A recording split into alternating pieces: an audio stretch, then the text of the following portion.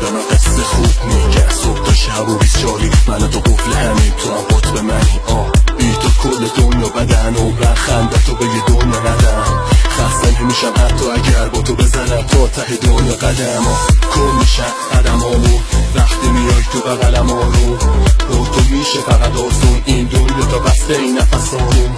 زندگی با تو تغییر کرده من آرومو به چی تبدیل کرد ببین تا کجا رفتیم که مرد باز تو غرور رو تحکیل کرد آخه قلبم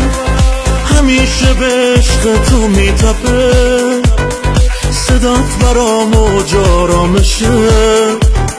نیمه گم شده منی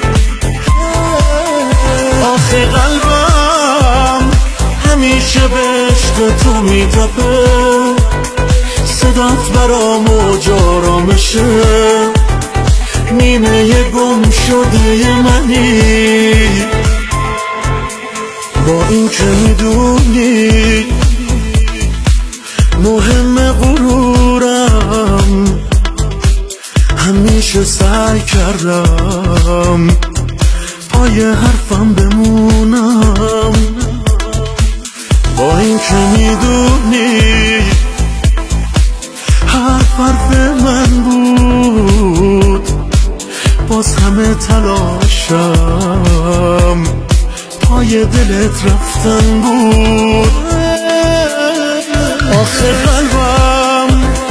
همیشه به عشق تو میتپه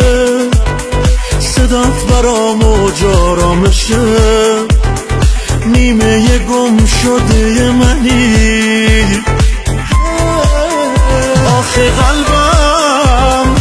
همیشه به عشق تو میتپه صدات برام موج آرامشه نیمه گم شده